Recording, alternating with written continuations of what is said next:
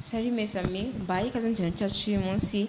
Nizere ko mumeze neza aho muri hose. Buri wese ahaye nzira ko birimo kugenda neza, haba mu buzima busanzwe, haba mu rukundo we n'uwo muri kumwe, cyangwa se mu buzima bwawe ibindi byose tugenda tugushyikiriza. Izindi video zose uzagenda ubona, nzi neza ko hari kuvana n'icyo zikwigisha mu buzima bwawe naho zikugeza. So rero ndabikunda cyane, ndagushimiye cyane wose uje mu Humbezi TV bwa mbere, ndagukunda cyane kandi ndagushimiye nkwifuza no kuzagaruka kandi ngo musugaruke Imana guhumugisha. So rero nta kindi kintu bisaba, kandi subscribe aho hasi mwari mu tukabona ahantu hose subscribe urahakanda kugira ngo ubashe kuba wabona izindi video zose zisohotse. Video izajya isohoka igiye ite kugira ngo nta kibazo uzaba ubaye imwe mu banyamuryango wa Humbezi TV, kandi ni byiza cyane. So rero ikindi kintu nabwira abantu bamaze iminsi barakanda subscribe, ndabakunda cyane, cyangwa se abantu bayikanze kera nawe umaze kwikana ndagukunda cyane. Nanone nkomeza no gushimira abantu bamaze iminsi bakurikirana channel yacu, ushaka kubutarakana subscribe ariko uhora dukurikirana umunsi ku munsi, nawe ndakubwira ngo ndagukunda cyane. Nawe nagushishikariza kuba wakanda subscribe, ukana subscribe biragufasha cyane kandi nta kindi kiguzi bitwara kuba wakanda subscribe, kandi ariko biragufasha cyane, ni byiza.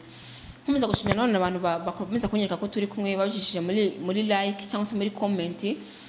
Comment zanyu ndazikunda cyane kandi nkunda kuzisoma, nkumva nyine ko biranshimishije. Hari abantu bankurikirana, hari abantu bashishikazwa n'ibyo mvuga, hari abantu bumva ko batekereje cyane ku byo mvuze, hari abantu bumva ko babifitiye akamaro, hari abantu bumva ko hari ikintu bibunguye mu buzima bwabo. Ndabikunda cyane kandi biramotiva nanjye gukomeza nkora andi video kandi ngakomeza gukora ibintu mushaka bitewe n'ibibazo mwambaje cyangwa se nuko mwumva nyine mbona reaction yanyu. Ndabikunda cyane.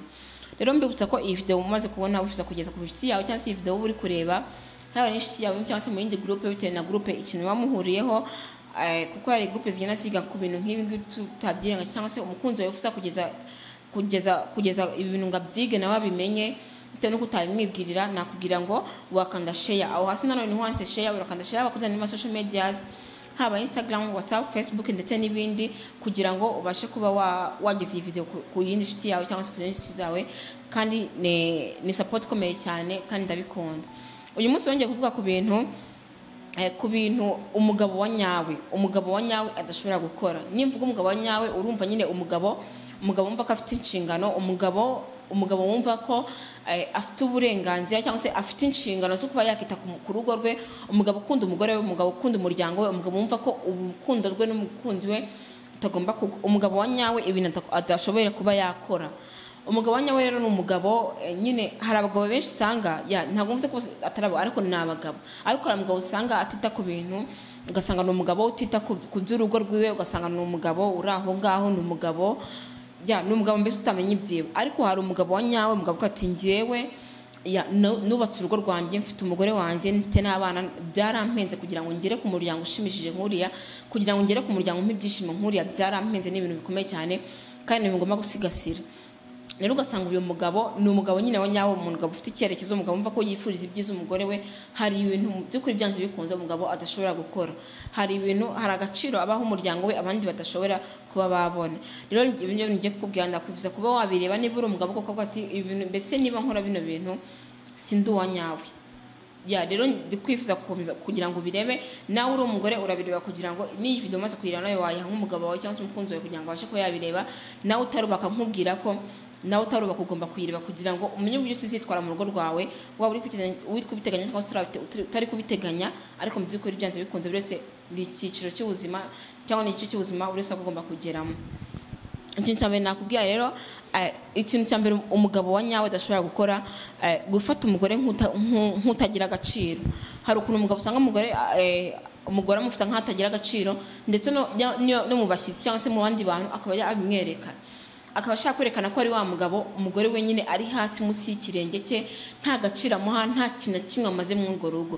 Ibyo nabyo ni ikintu kibi cyane kandi ni ikintu mutagakombye gukora. Niba uri umugabo wa nyawe, ntabwo agakwiye kwereka umugore wawe ko nta gaciro afite, kuko burya nk'uko tubizi umuryango ni uwa babiri kandi mwe mugomba kubukana muri babiri.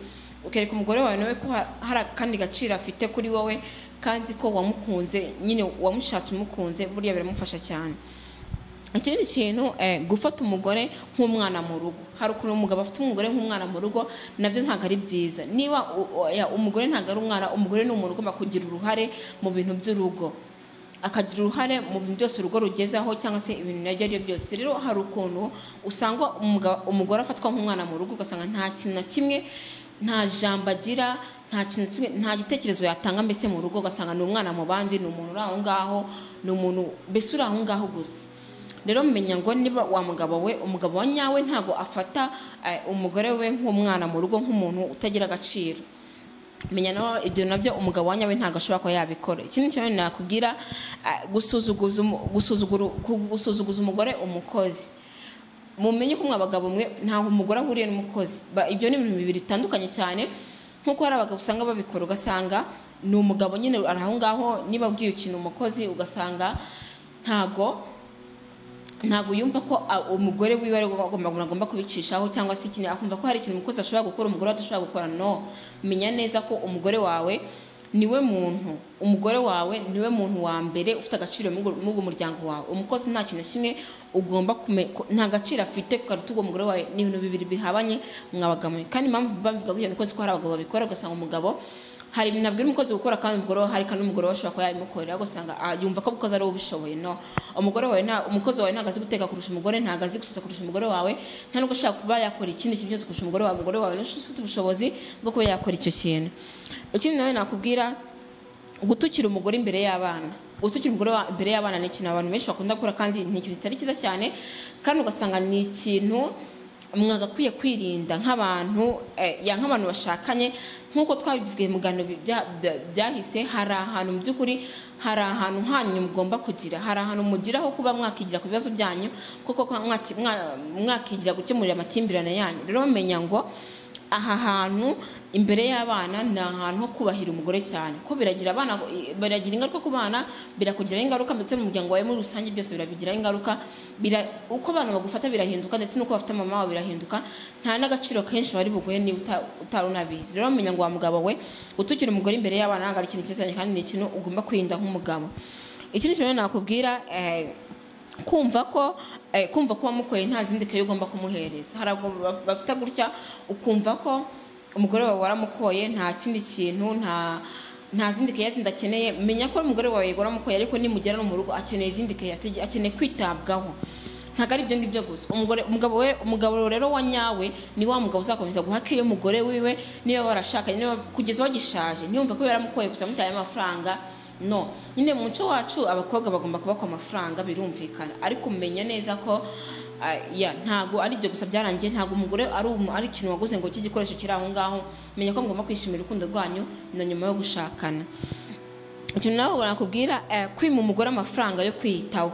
Ugasanga umugore nta mafaranga yo kwiyitaho umuhereza, ntago nyine ubyitaho, ntago wumva ko umugore ari umuntu ufite agaciro, ntago wumva ko umugore ari umenya neza wa mugabo we. Nkuko bajya babivuga ngo umugore usa neza yerekana ko n'umugabo wiwe hari agaciro nyine afite, yerekana ko afite n'umugabo mwiza. Umugore ukeye ahesha umugabo agaciro. Menya neza ko umugore wawe rero ugomba kumuha amafaranga akiyitaho. Ntumve azagucumana ngo niyitaho. No, menya ko ugomba kumuha amafaranga kugira ngo yiteho. Umugabo wa nyawe aheza amafaranga umugore akitaho, akanakikesha kugira ngo nawe akomeze anagukurura. Nakubwira kutamenya iby'abana bawe. Hari ukuntu umugabo usanga mu by'ukuri ntago yita ku by'abana be, ntago menya ngo ese abana bameze gute, ntago akumva ko niba yahaye urugo akumva ko ni ibintu biri aho gusa, ni ibintu nyine bihagije kuri we. Ariko mu by'ukuri menya ko niba uri umugabo, menya neza ko hari izindi nshingano ufite ku bana bawe. Hari ukundi kuntu ugomba kubamenya byimbitse. Ugasanga umugabo ntanaza abana be ngo bakunda iki, yabasohokana hehe, cyangwa se yabaha izihe keya. Umugabo wa nyawe rero ntago ashobora kuba yakora icyo kintu, ntago bishoboka. Ikintu kindi navuga, gutaha mu rugo utinze kandi utavuze aho wagiye. Ikintu abagabo benshi usanga bakibazaho kandi ntibacyumve kimwe. Akumva ko no kumwima uburenganzira bwiwe, cyangwa se akumva ko ni ukuba muri we umugore atumva inshingano z'umugabo. Oya, ariko menya neza ko kuvuga ahantu wagiye ni ibintu bigufasha cyane, kandi bigafasha n'umuryango wawe, kandi bifasha n'umugore wawe. Ubwo wandi n'urukundo bagufitiye. Menya ngo ni ukumenyesha, ntago ari ugusaba uruhushya. Ntago mubyita nabi, ntago ari usaba umugore uruhushya, ahubwo ni ukumenyesha ati njye ndagenze bityo na gutya ndatinda, hagenda nka saa mbiri ukamwandikira kugira ngo nugera n'ikibazo. Hari ukuntu umuntu agenda ntago twabyirengagiza ko bibaho, umuntu akagenda ugasanga yahuye n'ikibazo runaka, yahuye n'ikibazo mu nzira cyangwa se handi nanone ugasanga mu by'ukuri ntabwo umugore wamenye ngo arashakira hano kuko ntabwo azi umugabo we ngo yagiye yari yagiye mu kazi ariko yatashye kare mu kazi. So rero menya ngo niba uri umugabo we nyawe ugomba kubwira umugore wawe ati naciye hano ndatinda ndi kumwe n'abarunaka kugira ngo nujyane n'ikibazo azi kumenya ahantu abariza. Ikintu nanone narangirizaho kuzinukwa gutera akabariro n'umugore wawe ni ikintu umugabo wanyawe atagomba gukora kandi ni ikintu buri mugabo wese agomba kwirinda. Kuzinuka umugore wawe kuba mwakora imibonano mpuzabitsina ni ikintu utagomba kwirinda mu gihe mwashakanye kuko ahangaha bizatuma n'umugore wawe ashobora gutangira gutekereza ko ushaka kumuca inyuma cyangwa se ufite nyine abandi bo ku ruhande ushaka mpuzabitsina ndetse hatukubitana no kuba watashye utinze utamubwira ko atukubisa kose avuye kureba undi muntu. Rero hari abagabo benshi usanga bibeshya ku kintu ati umugore wanjye ntabwo abinkorera neza. Menya neza ko wa mugore wawe wihabara ufite ku ruhande menya neza ko uwo mugore niba nawe mubana buri munsi nk'ukubana n'umugore wawe menya neza ko nawe mu mpuzabitsina yanyu nyine hari defo nyinshi ushobora kubona ku muntu mubana kurusha uwo mutabana mu gihe akubonye rimwe mu kwezi aragufata neza nyine agufate neza nk'umuntu abonye nyine w'imboneka rimwe ariko wandi muhora mubana hari muziranye cyane kandi muri inshuti kandi munahorana nyine yumva ko ari ibintu bisanzwe yamaje kwakira mu buzima bwiwe. Nawe rero umugore wawe umuhaye nk'icyumweru cyangwa se ukwezi mudakora imibonano mpuzabitsina mwanenza mukayikora wakumva ari ibintu byiza cyane. Rero menya neza ko nta mugore uta umugore wawe kandi menya neza ko umugore wawe afite agaciro ugomba kumuha agaciro 100%. Impamvu avuga bino bintu uko mbazi ko bibaho hari abagabo benshi usanga batita ku ngo zabo bakumva ko umugore wanjye namuhahiye umugore wanjye namuhaye amafaranga umugore wanjye benze bya gutya nihite nyine kubana nta kindi nge nta kintu turi bivugane. Kandi menya neza ko umugore wawe akeneye care. Umugabo wanyawe aho umugore we care umugore wawe nta muntu akunda gusuba yasohokanwa nta muntu akunda amakeya yandi kuba mwakina n'ibiki niyo mwamushaje. Menya neza ko hari ibintu yego mubirengagiza ko mwakora mutakoraga mukiba mutarashakana ariko ibyo nabyo byose mwakoraga mutarashakana bibera mu cyumba ntabwo bibera abana bareba ariko keya zose zirakorwa n'ubundi niyo mwaba mwarashakanye. Menya neza niba kuri umugabo hari izindi nshingano ufite kandi umugore wawe akeneye keya kandi ugomba kumwitaho. Ndabashimiye cyane mu mwankurikiranye bino bintu nababwiraga umugabo wanyawe adashobora gukora umugabo wumva ko afite umuryango akunze kandi wumva ko afitiye umuryango we kuba urukundo rwinshi kuba utasenyuka ni ibintu rero adashobora gukora. Ndabashimiye cyane mu mwankurikiranye mwari kumwe nangize Mpenzi Risi. Bye bye nawe utaha.